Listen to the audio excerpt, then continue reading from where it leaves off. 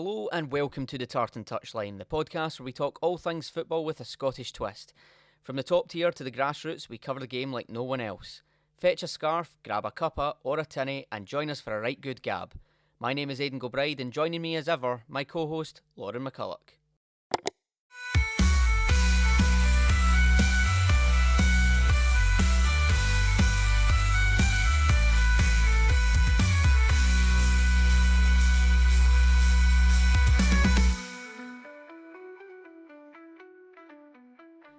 So, Lauren, a couple of weeks since we've last sat down. How was your weekend? Anything of note?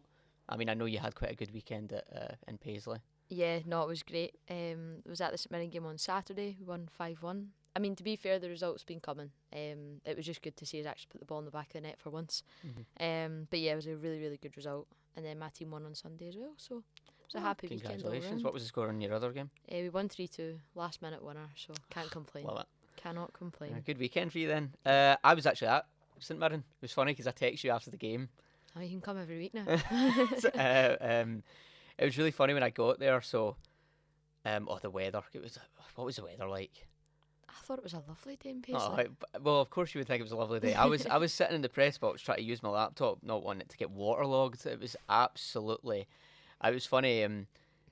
On Clyde One Super Scoreboard, they were going through all the grounds, and my dad phoned me when I got to St Mirren Park, and he was like, "I'm just letting you know they've said on the radio that if you're at St Mirren Park today, you've got the worst of the weather." And I was like, "Oh, of course, the one I'm going to is the worst of the weather."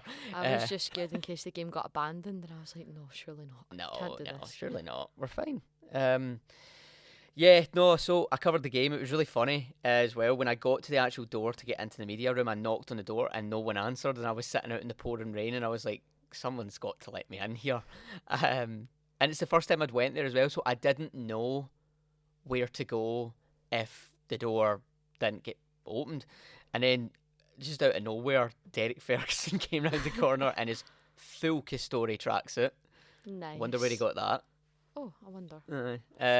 No, but he came. He was really, really helpful. He just went, "This is terrible," and he went inside and came out, and he opened the door for me. So he actually let me in the stadium. Derek the doorman. But it was really good. I actually really enjoyed it, and you know what a game I got, because the last couple of weeks I've done a couple of Livingston games. I've done the odd Hibs game there and there, here and there, and obviously they've been playing well, but I haven't had a proper performance. It was great. It was just fantastic, especially when you hear Hawaii 5-0. It's just one of those tunes, isn't it? Oh, did you hear the tannoy where the attendance got drawn? Oh yes, the there were 1,300 Killie fans. That was great. Good banter from the so St Mirren TV. So good. Yeah, so it was really, really good. Really enjoyed it. So it's funny that we can both share that what happened over the weekend.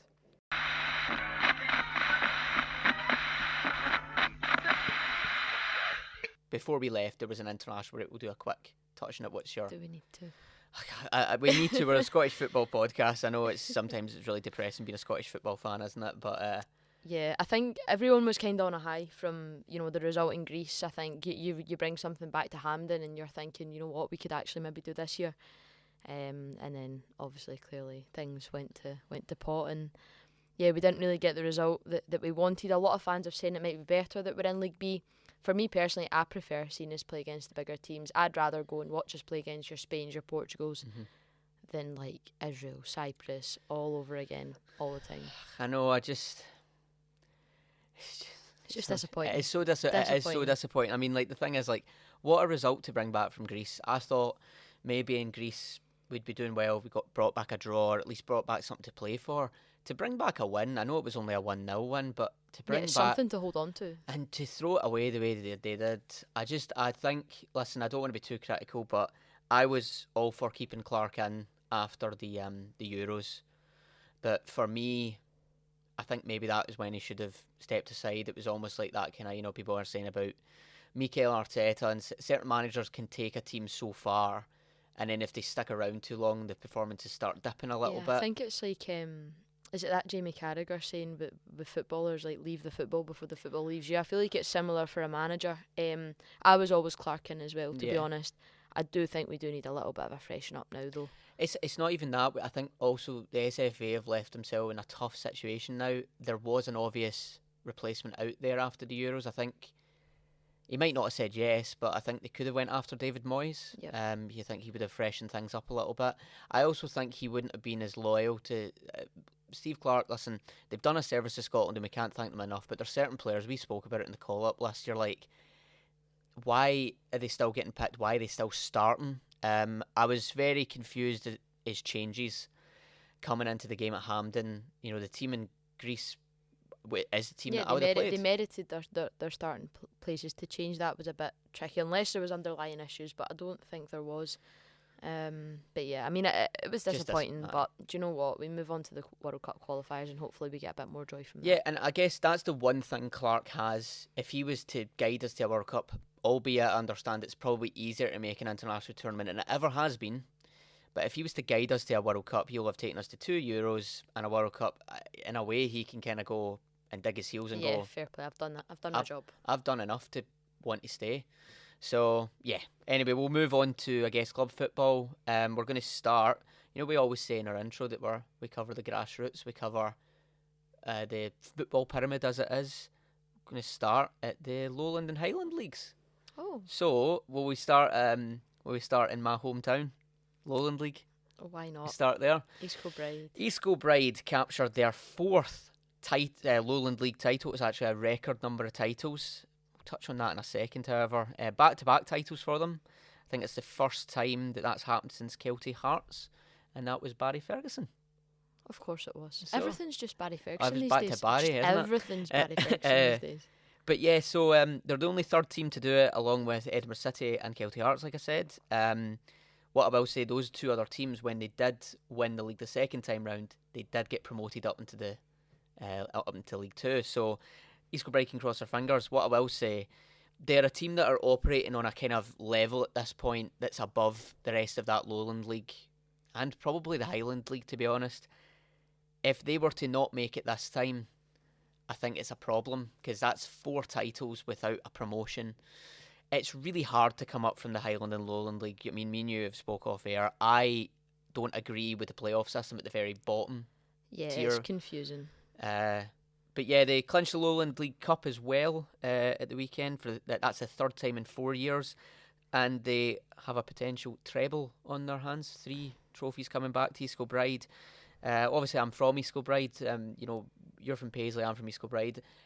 Places are relatively the same kind of size, and you know, you have a team in the top flight, and East Kilbride are in the Lowland League. It's a town that should have a team that's higher up in Scottish football, and they've got a chance. They've got a real chance. Obviously, the playoff system, I said, it's tough.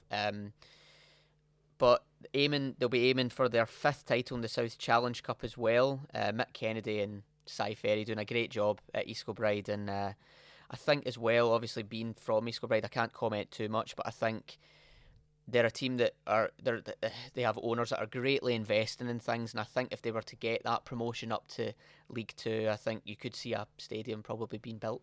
Yeah, no, I think East Kilbride, basing on budgets, you know, if we take away the B team scenario that happens in that league, I think they have got the biggest budget by a bit. They've probably got a bigger budget than a lot of the teams in League 2 as well. Yeah.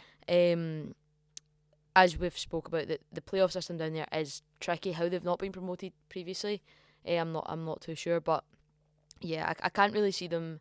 They have had a couple of sticky results the last couple of weeks. It's kind of stagnated a little bit.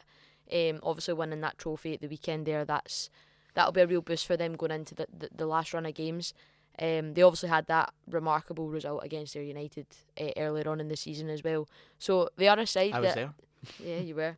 They are a side that I can see really growing in the football pyramid, I think, over the next 4 or 5 years, especially if they do get that, if they clinch that promotion to League 2 this season. Yeah, and you do have to ask, you don't want to be too critical, but you know, if they were to win that title for a 4th time and not get promoted, then you know, is that just going to be the story of East Kilbride, that they can win? Stuck in the Lowland just League. Stuck there though. But I guess casting your eyes over to who they would be playing in the playoffs, we have a bit of an interesting situation developing in the Highland League. We've got is it Brora Rangers? Brora Rangers and Brecon City. Brecon City came second last year. Brecon have had such a fall from grace. Remember they were in the Championship? I know. They were in the Championship when St Mirren were in the Championship. But the thing is as well, to bear in mind, last season they missed out on that playoff place by goal difference. That is such a sucker And punch. as it stands right now, if there's 2 games remaining, if it stays the way it is, Brora Rangers will be in the playoffs via goal difference. Oh man! So to do it 2 seasons in a row is just heartbreaking, isn't it? That is. I think Brecon are a nice wee club as well. Like their ground and their wee social club that's in the stand. Like they're a real community club. I'd really like to see them, push back into the league pyramid, and fingers crossed they can do it. Again, obviously, if they've got East Kilbride in the playoff, it's a tough ask. East Kilbride's a really it's obviously there's 2 legs. But East Kilbride's a really tough wee ground to go to. Yeah. Just because it's I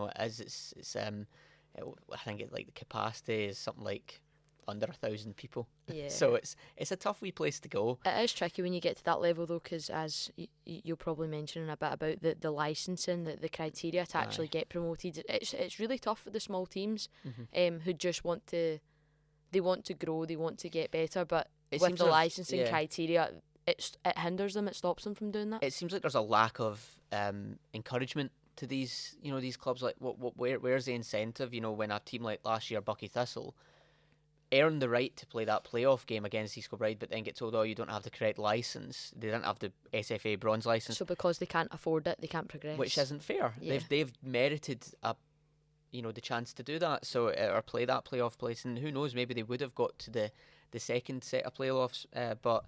This year that won't be the case. Both sides have that bronze licence, so whoever does take that Highland title will be playing against East Kilbride to then see who they'll be playing in League 2. And will we just move on to League 2 quickly, because it's a story of a lot of the leagues in Scottish football this year. Bonnyrigg Rose are sitting at the bottom. They received a very odd points deduction earlier in the season, wasn't it? It was one of those odd stories in Scottish football. What was it? Their pitch is at a their pitch is at a slant, so they need to fix it in a certain space of time, or they will face sanctions by the SFA. I've actually been to New Dundas Park, and it's very visible. Sometimes, you've obviously got the Tannadice Hill that you're playing uphill. It's a slight slant. Yeah. This takes it to a new extreme. See running on that, you genuinely feel like you've ran up a mountain. It's such a slant, it's almost vertical. Yeah, no, so one thing that is, I guess, for them, obviously they did have a points deduction, but they're only 3 points escaping that playoff place. Yeah, they've done really well. They are a strong side. I think they've had a remarkable couple of years to say the least, with the kind of rise of the club and the investment in the community to grow the club has been great. I think with their sanctions, to still be in with a chance of staying up, it is brilliant. And I think they've been in a position before where they need to, they need to just dig in and get results, and they are a club that can do that. So it'll be interesting to see if they can hang on. Absolutely. So as it stands right now, it looks like whoever was to win that Highland League obviously plays East Kilbride, and then will potentially play Bonnyrigg Rose as it stands, but it easily could change. At the top of that table, just a point separates Peterhead and East Fife. The latter actually capitalised on Peterhead dropping points at the weekend. They dropped points against Forfar, and I think East Fife beat Spartans in the capital. Yeah, they did. It looked like East Fife were running away with it at one point. They were doing really well, flying high at the top of the table. They were scoring goals for fun. Dick Campbell is, he's Dick Campbell. He's a Scottish football icon at this point after his journey with Arbroath. But they looked like real favourites just to go and run away with the title. But Peterhead have done well to kind of catch up and really make it a title race. What's interesting is East Fife women are also top of their league too, so they could end up seeing a double cup win, which happened at Stenhousemuir last season. Their women's and their men's both won the league, so that would be interesting. It'll definitely be an interesting end of the season though. Absolutely. And then we make our way up again the Scottish Football Pyramid to League One, and what in my opinion has been some of the saddest stories in Scottish football this season. You've worked very closely with Dumbarton, Lauren. Obviously their points deduction I mean, it's pretty much guaranteed that they're going down, or they'll be in. They'll be going down. So yeah, they've had a tough time of it. It's a club it's a really nice club. And it's been sad to see what has happened. Although things are looking a bit brighter, they've been raising a lot of money. I think the administrative board are coming out this week with a statement on potential investors. The fans have stuck by the club. They've raised so much money. It's good to see. They won at the weekend, so that was obviously fantastic. It's just going to be too much to do, isn't it? It's far too much to do. I think just if they weren't given as many points, it's possible. Off, it would have been possible. But I think I think it was at 12 points they got given. It was a losing battle from the off. But you know what? Fair play. Like Stevie Farrell and his boys, they've not given up. They've not kind of just bowed out. Fair play to some of the players that have stayed. I expected a lot to go in January, which hasn't happened.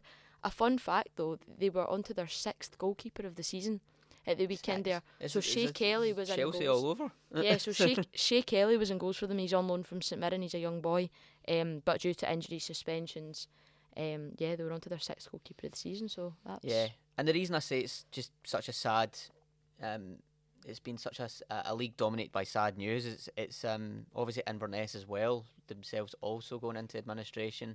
They're going to be fine by the looks of things. Yeah, I think they've got potential investors as well coming in, I believe.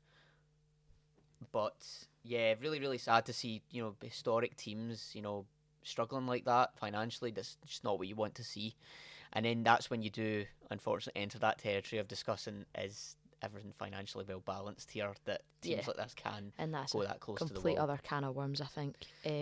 But yeah, I'm glad to see that Inverness have managed to turn it around, and I think the signings, Alfie Bavage especially from Aberdeen, he's been a revelation for them.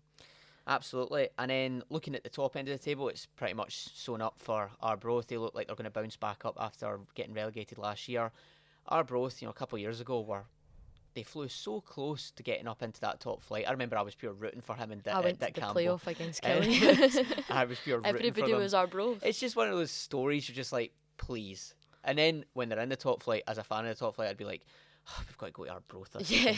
But no, it's a tough. Every professional football player that's played in Scotland has said playing at Arbroath is horrible. Yeah, it's because it's so exposed. It's literally right at the North Sea. But League One's been really interesting. They've had so many different people sat at the top of the table. Arbroath, I think, have really just kind of taken it by the scruff of the neck and just kind of went on an absolute amazing run of form. I want to shout out Fraser Taylor because he's sitting with 13 assists and 5 goals this season. He's 21. He's on loan from St Mirren again. We seem to have players on loan everywhere. But, he assisted our goal in Norway in August. And now he's in Arbroath, and he just seems to really kick on there.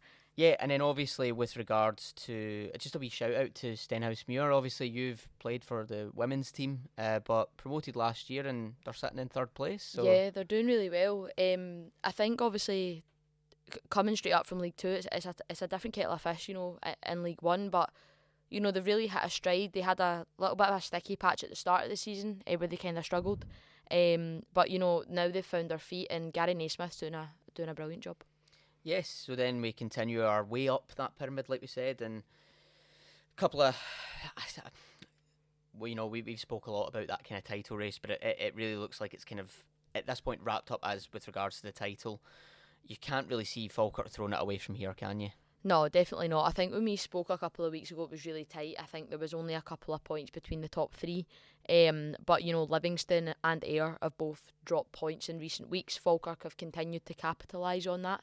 So yeah, it'll be interesting. The race for the playoff is now heating up, which is good. But yeah, I think it's safe to say that Falkirk have taken the league.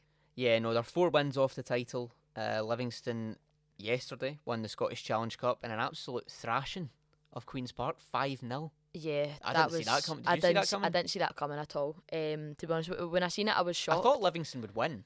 Yeah, I didn't think it was going to be by that big a margin at all. Livingston are a tough one. Like, they either don't score or they score loads. Like, there's no in between.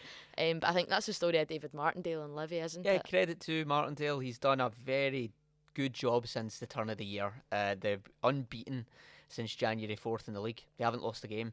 Yeah, okay, a couple of draws where a win would have been good for them and to keep that kind of title race interesting. But Yeah, no, they've got a game in hand on Wednesday, and you kind of wonder if Mr. Neil Lennon can do his old pal Scott Brown a favour and beat Livy, but don't know so much. I think Martindale might have the upper hand there. Yeah, well, the student got the better of the master at the weekend there anyway, didn't he? Well, it didn't help that Victor Wanyama thought he was playing handball.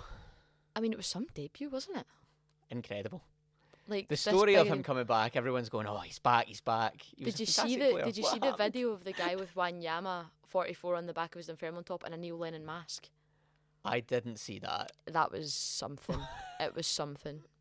I'll show you when we're off. Yeah, but it was just such a strange debut for him. Like, very, very difficult one, and evidently the conditions at Somerset were horrible. But you can imagine, I mean, across the Central Belt we had bad weather, but really, really waterlogged down there. But yeah, listen, error back to winning ways, back-to-back losses kind of put them out of talking with regards to the title. So now they just need to focus on the playoffs. But I will say, Livy have that kind of momentum in the unbeaten run, but then also Thistle are 6 games unbeaten now.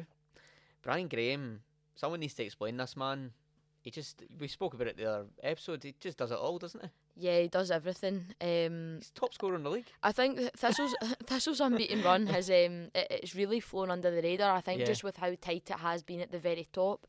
No one's really spoke about what's happening elsewhere in the league.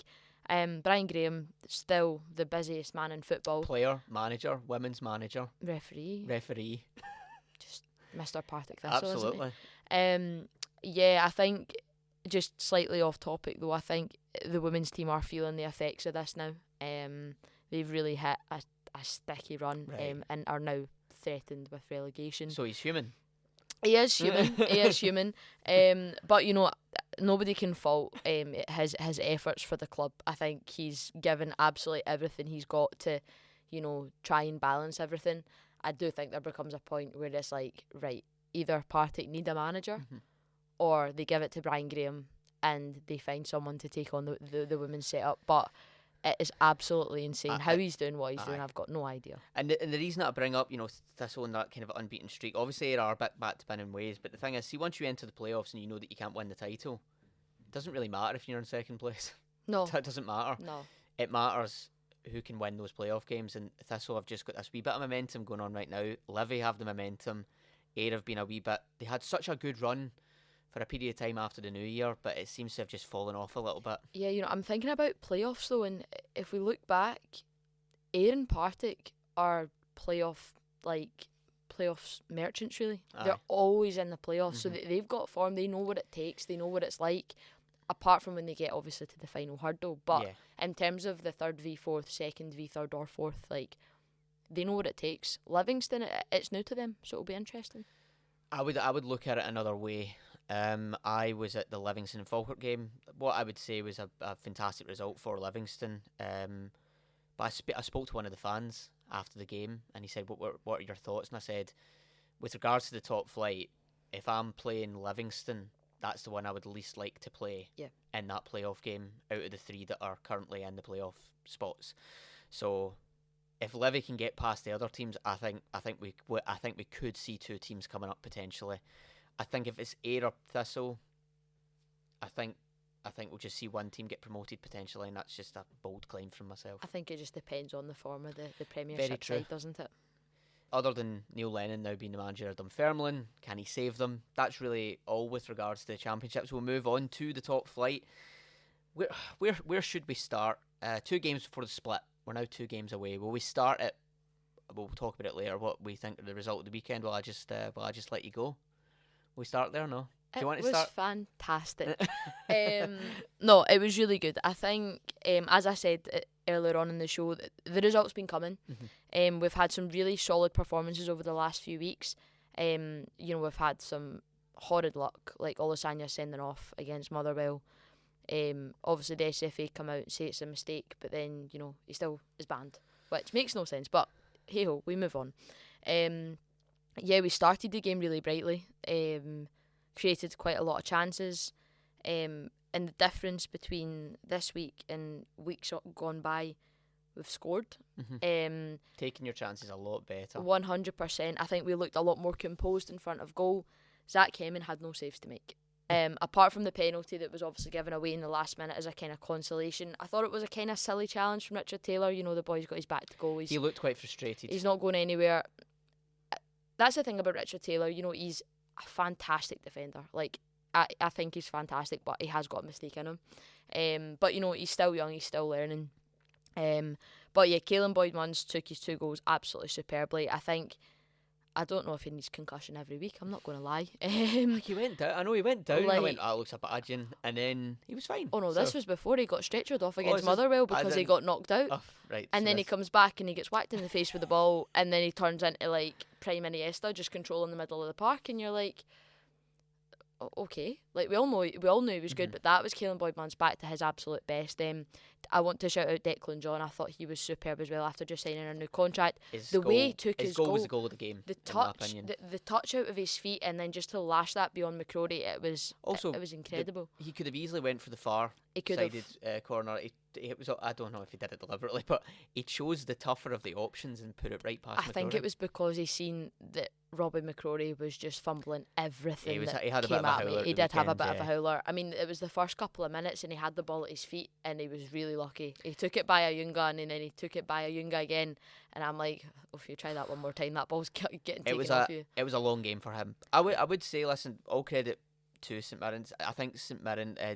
Derek McInnes came out after the game and stated that, in his opinion, they did not rise to the occasion or thrive within the weather in that first half. St Mirren just did not care. They got right through it, and that's what you need to do, though. I mean, you're playing Scotland, Derek. Like, absolutely. But no, I think as well, I think it made it even better that the result came against Kilmarnock and Derek McInnes, because we have got a horrid run of before that, of what was form it, against Derek McInnes, which is ridiculous. They made you wait, but they made you wait. They did, but you know what? We've done it in style, so yes, I'll take it. Exactly. It was very, very good, and now things are trouble at Kilmarnock. 5 games out of win, 1 point in 15, and they're just teetering on the edge of that. Could it be Clark out, McInnes in, and Clark back to Kelly? I don't think many Kelly fans would say no to that. I'm not going to lie. Silence is deafening from me there. I'm not going to lie. I don't know. I'm not sure. The thing is, what I would say is, I can't imagine McInnes has such a good record in the Scottish League. I can't imagine him going down. I can't picture Derek McInnes getting relegated with a team. I just can't picture it. It would be a picture, though, wouldn't it? Is that you putting your St Mirren hat on? Yeah. Right, but no, so not a good result for them. They really need to get a result this weekend, big time. Will we then just move on to the rest of the games? Celtic got the job done against Hearts. Maida scored his 30th goal of the season amidst new contract talks, which is really positive for Celtic fans. He's now only 4 goals behind Kyogo's best ever season. Kyogo who? I know, the one that's now wanting to get sold already after only being there a couple of months. Yeah. But yeah, it was a really good result for Celtic. I think the damage was obviously done in the first half.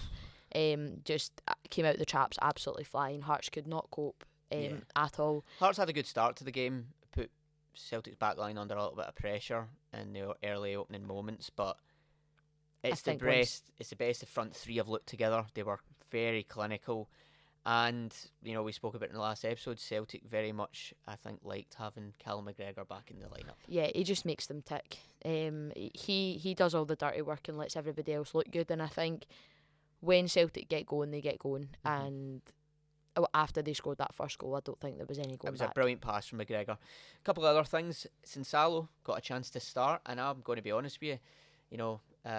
Celtic in recent years gone by, I've sometimes had a very, very good, strong starting keeper, but never had a good backup keeper. I thought he looked solid, absolutely solid, albeit didn't have much to do. But if he's got an opportunity to learn under somebody like Kasper Schmeichel, yeah, he won't be complaining at that at all. No. Kasper Schmeichel's been in the game for a long time now, and obviously Sinsalo got his chance and he took it. And is there a case that if Schmeichel's back next week, does Sinsalo get dropped? I'm not so sure. What I would say is if I wouldn't bring him back too quickly, and if you've got a strong backup keeper, the damage is done in the league really at this point. And then obviously Narovski, one of the strangest stories in Scottish football. I really thought that he would never enter the Celtic team again, and now he's played back-to-back games and looked fine, looked not out of place at all. Yeah, he's a strange one. I think whenever Celtic play St Mirren and I see his name on the team sheet, I'm like, oh, do you know what? We'll just get Olasanya running at him and and it'll be fine. It's a bit like proper at Rangers, I think. But yeah, do you know what? Fair play to him. Like he had gotten a lot of criticism, but he's came into the team. He's looked strong. He's looked quick. He's managed to nullify any threat coming towards him. So.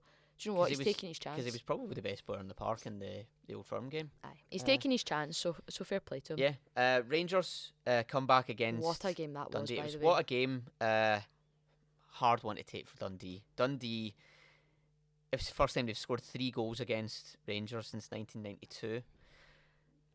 And to lose in the manner they did is harsh, I think. But also... fair play to Rangers. They've did it multiple times now, and I think you can look at it 2 ways. You can either look at it, how long can Barry keep adopting the system of, if things aren't working at halftime, just hoofing off all these players. Eventually, you get the sense that would come a cropper, and it wouldn't work. It's working so far. Yeah, I was going to say that. It seems to be first half they just don't look interested. Second half they really come to life, and I think.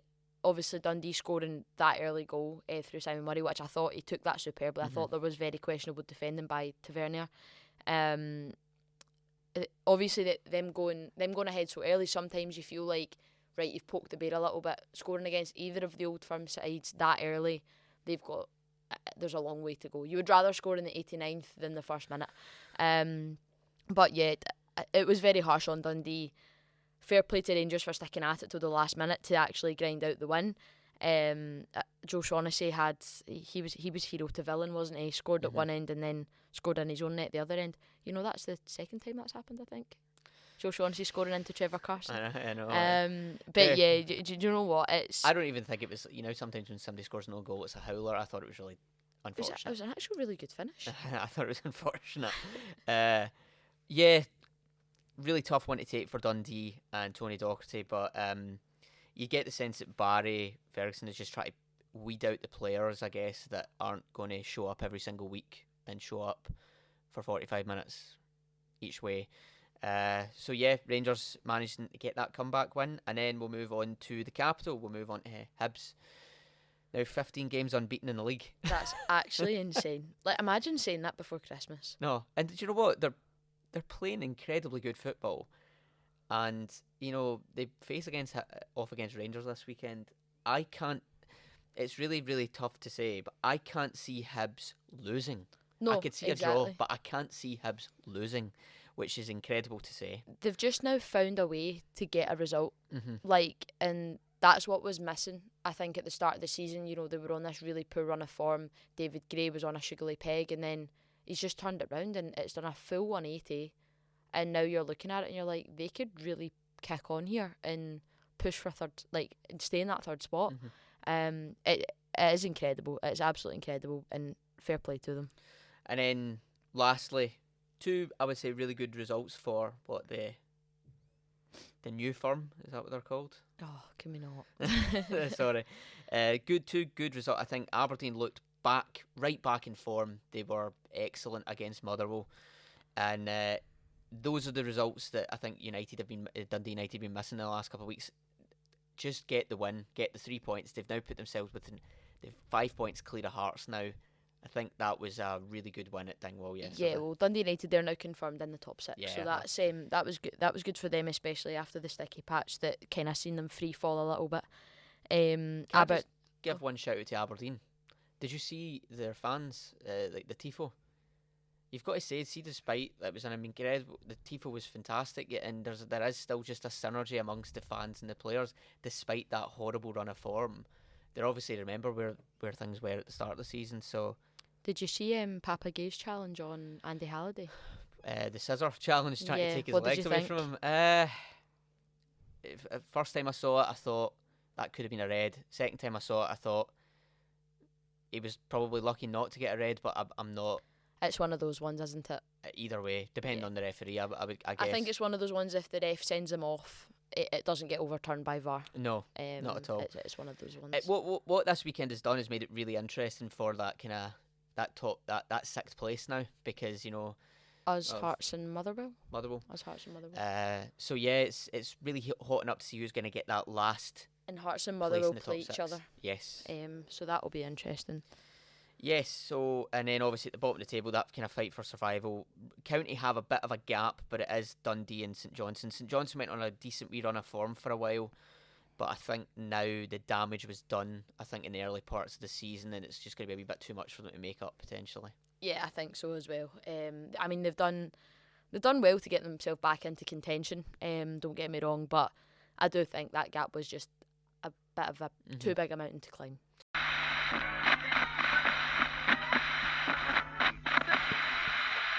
Yeah, so best result of the weekend. I've got St Mirren 5, Kelly 1. I have the same. Great, good. I'm glad we're in agreement. Player, I'm going to be biased. I'm going to say Caelan Boyd-Munns. I thought he was absolutely superb in the middle of the park. He was on my list. I had a couple of on my list. I had Maida, Boyd-Munns, Murray. If Dundee had won the game, if Murray stayed on the park, I'm not so sure the game would have turned out the way it did. He was absolutely excellent against Rangers, and I think if they'd won, I think I might have swayed towards him. But I'm a big fan of Leighton Clarkson. Yeah. I think he's an incredibly inconsistent player, but he was involved in every single goal against Motherwell for Aberdeen. When he's good, he is good. In his first spell, when he was on loan from Liverpool, I thought he was outstanding. So when they signed him permanently, I was like, oh God, here we go. He's not really hit the heights that I expected. But yeah, at the weekend, he was back to his best, and I think the Aberdeen fans will be happy with that. Absolutely, and then I think we both have the same goal of the weekend, don't we? Yeah, so my goal of the weekend was Kevin Nisbet against Motherwell. I thought that was an absolute outstanding strike. We love off the underside of the bar and we back love in it. that goal. Can't get any better. That's what you want, isn't it? And fair play to Nisbet. He is 5 goals in 4 games now. He's on a really good run of form. When Aberdeen brought him in, I thought that's a good signing for Aberdeen, and he just had quite hit the heights. But towards the end of the season, he looks like he's coming good now. Obviously, with that Scotland call-up as well. Yeah, that'll provide a real carrot for him, like a real incentive to keep going. Howler, do we both have the same? So I had 2 in mind. I had 2 in mind. But Jack Butland against Dundee. Seems he does this quite often now. Yeah, he does have more of a mistake in him than he did last season. Yeah, last season, he was Mr. Reliable. Aye. To be fair, I'm going to give it to Robbie McCrory in general. I thought he had an absolute nightmare. I went for Butland. Yeah, I thought the whole Kilmarnock back line were pretty poor. I think St Johnstone, again, I mentioned that a couple of weeks ago, they keep passing it out from the back like they're prime Barcelona. Sprangler, they were just so open and exposed, and Hibs just took full advantage of it every single time. This weekend, preview, sorry. Dundee versus St Mirren, what are you thinking? I think it could have been a difficult one for you, but off the back of that 5-1 result, the incentive of top 6, I think you'll get the job done up at Dens Park. I'd really like to say we would. Oh, you're so pessimistic, Lauren. I'm not. I'm just a St Mirren fan. I think it'll be a draw at the weekend. Right, okay. But if we win, I'll be really happy with that. Ross County versus Aberdeen. I think Aberdeen are back in good form. I think County have just kind of hummed and hawed a wee bit the last couple of weeks. I think Aberdeen will get the job done. Yeah, I agree with that. Rangers versus Hibs. So this is my game of the weekend. I think this is the most exciting one because it's the first time these two teams are playing against each other, and I couldn't call a winner. I could see Hibs winning. I could see Rangers winning. So for that reason, I'm going to draw. So I'm going to think back to the last few weeks. Rangers have been terrible at Ibrox. Away from home at Easter Road, I actually think they would have had more of a chance of getting a result, just with the way it's been. So I think Hibs might actually do it at Ibrox. So St Johnstone, Celtic versus St Johnstone. I think Celtic will have too much for St Johnstone. This was dubbed what was going to be the title party if Celtic had won the league game against Rangers, but I can't really see St Johnstone doing anything. And I think the way that they played against Hibs as well, they were just so open and exposed at the back. You need to shut up shop against teams that are more attacking, and they just don't do that. Yeah, this could be a bit of a pounding, I think. So yeah, I can't see past a Celtic win. Yeah. Kilmarnock versus Motherwell. I think Kilmarnock will bounce back. I've got a feeling that they'll bounce back from that result. Derek McInnes after the game did state, "Listen, he feels that they're a lot stronger at home," and I think the stats actually do show that. So I think they'll bounce back against Motherwell. I think this one will be a draw. I think Motherwell haven't been playing. Draw, I think Motherwell haven't been playing badly. I think Callum Slattery back from injury has been a brilliant boost for them. Kilmarnock will want to bounce back, but I think it'll be tight. I think it'll be a draw. And the last game of the weekend, Hearts versus Dundee United. Big one. I almost made this my game of the weekend. Big one in terms of, Hearts could close the gap to Dundee United to, 2 points? Yep. And also the incentive for themselves, if St Mirren were to drop points, let's go and make sure of it. But also if St Mirren win, we need to make sure we win. So Hearts need to win this weekend. Yeah. And I think Hearts will beat Dundee United this weekend. I think Hearts will beat Dundee United as well.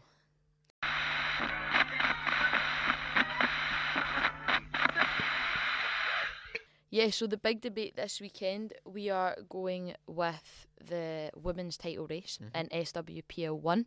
It was probably a 5-horse race until a couple of weeks ago, then came into a 4-horse race, and I think after this weekend it is now a 3-horse race between Hibs, Rangers and Glasgow City, with 3 points separating the sides. Yeah, 8 games left to play. Hibs 60 points, Rangers 58 points, Glasgow City 57 points, and then like you said, Celtic 51. Back-to-back losses for Celtic really done the damage for them, didn't it? Yeah, I think especially that loss to Glasgow City on Friday night there, I think that definitely put them out of contention. It's just given them a bit too much of a mountain to climb. Looking at Rangers' goal difference, I think if it comes down to that, there's nobody catching that. They're 106 goals to the good, Hibs 61, Glasgow City 80.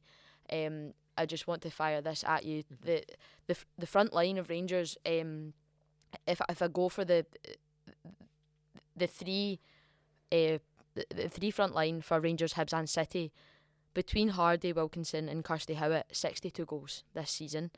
Wilkinson with the majority of them at 32. Hibs, Kathleen McGovern, who I think is injured. She's been out for the last couple of weeks. Ailey Adams and Rosie Livingston have only got 45 between them.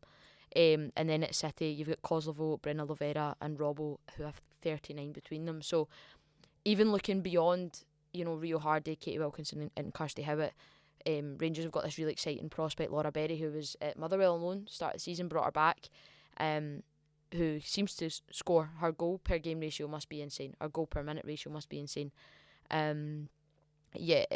Just with the firepower Rangers have up front, it is tough to see past them. But if Hibs keep winning, well, Hibs are ahead right now. They've got that at least, but I think 2 huge statement wins from Rangers recently, even though one of them wasn't in the league, to beat Hibs 5-0 in that SWPL Cup final. I think just showed real intent on the rest of the games in this season, and also 4-0 against Hearts at the weekend? Yeah, 4-0 against Hearts at Ibrox. I think after that result last week for Rangers, I don't think anybody's seen Hearts getting anything, to be honest. All Hibs can do is keep winning. I would love to see Hibs win the league personally. Just it's something different. They also haven't won the league since 2007. 18 years. So that was the times where it was a 2-horse race between them and Glasgow City. It was that a 2-horse race? Year on year, Glasgow City Hibs, City Hibs. That's all it was. And then Glasgow City kind of skyrocketed, and went on that 13 league wins in a row. Aye. The Hibs manager Grant Scott, along with Leanne Ross and Joe Potter, so the Rangers and Glasgow City manager, they've all been nominated for the Women's Football Awards, Manager or Coach of the Year, alongside Sonia Bombaster, so the Chelsea manager, Serena Wiegman, like big names. So the jobs that they are doing up in Scotland, they are being recognised. And I think just with the money now that has been put into the women's game in Scotland, it is good and it is going. But if you're attached to a men's club with bigger finances, you are going to progress quicker than that of the teams who maybe don't have the bigger budget. It's interesting you say that because, like you said, City went on that, 13, 14 in a row or something, and then 15 out of the last 4. And then after that, City, Celtic and Rangers went full time. yeah, well, the three of them went full time, and they put a lot of money into their women's team, and you've now seen them win the league. So it's created a situation where things are a little bit more competitive now, and obviously Hibs back on the scene. It's good to see. Yeah, 100%. Obviously Hibs and Hearts in the last 2 years have become. Hibs have went from a hybrid model, so it was kind of full time but kind of not. Hearts obviously went fully full time as well. So that's your top 5 teams are full time now.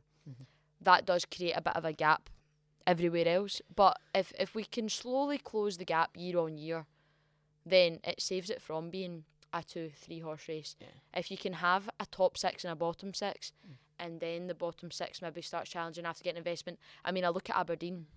They've got a new manager under Scott Booth. They've handed out their first professional contracts.